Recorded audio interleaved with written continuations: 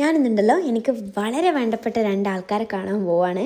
അപ്പോൾ യൂഷ്വലി എന്നെ അറിയുന്നവർക്കറിയാം ഞാനങ്ങനെ ഞാനുമായിട്ട് അടുത്ത ആൾക്കാരോട് കോണ്ടാക്റ്റോ അല്ലെങ്കിൽ ചാറ്റോ മെസ്സേജോ ഒന്നും റെഗുലറായിട്ട് ചെയ്യുന്ന ഒരാളല്ല. എനിക്കെന്തോ അങ്ങനെ ചെയ്യുന്നൊരു ശീലമില്ല. പക്ഷെങ്കിൽ ഞാനുമായിട്ട് അത്രയും വേണ്ടപ്പെട്ട ആൾക്ക് എന്തെങ്കിലും ആവശ്യമുണ്ടെങ്കിൽ ഞാൻ അവിടെ ഓടി എത്തുകയും ചെയ്യും. പിന്നെ അവരുമായിട്ടുള്ള വൈബ് പണ്ടത്തെ വൈബ് എങ്ങനെയാണോ അതുപോലെ തന്നെ ആയിരിക്കും ഉണ്ടാവുകയും ചെയ്യുക.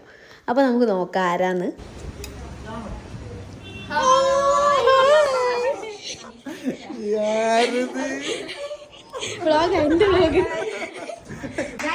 അപ്പോ ഈ രണ്ട് മുഖങ്ങൾ ഞാൻ പരിചയപ്പെടുത്തി തരണ്ടാന്ന് അറിയാം. കുറച്ച് ആൾക്കാർക്ക്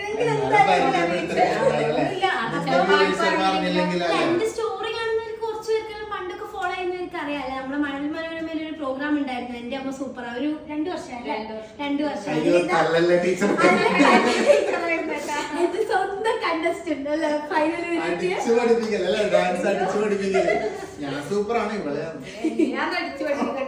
അപ്പൊ അതെല്ലാം കഴിഞ്ഞിട്ട് ഇപ്പൊ 2 വർഷം.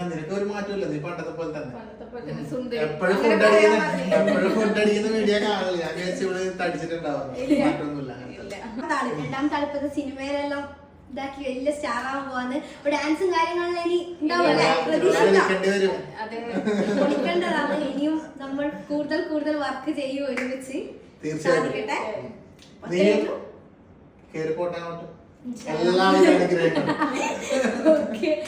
അപ്പൊ ഇന്ന് ഇവരിവിടെ വന്നായിരുന്നു, ഇവിടെ കൂത്തുപറമ്പില് നമ്മുടെ രമേശിന്റെ സലൂണിൽ വന്നായിരുന്നു. അപ്പൊ അങ്ങനെ നമ്മുടെ നാട്ടിൽ ഒരിക്കലും ഇവര് ഇവിടെ വരുമ്പോ എനിക്ക് വരാൻ ഉണ്ടായിരുന്നില്ല. അപ്പൊ ഇന്ന് വന്നിട്ടേ പരിപാടി ഉള്ളൂ. അത് കഴിഞ്ഞ് നമ്മൾ ഭക്ഷണം കഴിച്ചു. അലയിൽ ബിരിയാണി ആയിരുന്നു, നല്ല ടേസ്റ്റ് ഉണ്ടായിരുന്നു. പിന്നെ ഒരുപാട് കാര്യങ്ങൾ സംസാരിച്ചു. ഒരുപാട് നാളിന് ശേഷം കാണുന്നതാണല്ലോ. അപ്പോൾ ഇന്ദ്രുവിൻ്റെ സിനിമയുടെ വിശേഷങ്ങളും കാര്യങ്ങളും ഒക്കെ സംസാരിച്ചു. സിനിമ ഡീറ്റെയിൽസൊക്കെ ഞാൻ റിലീസാകുമ്പോൾ പറയാം.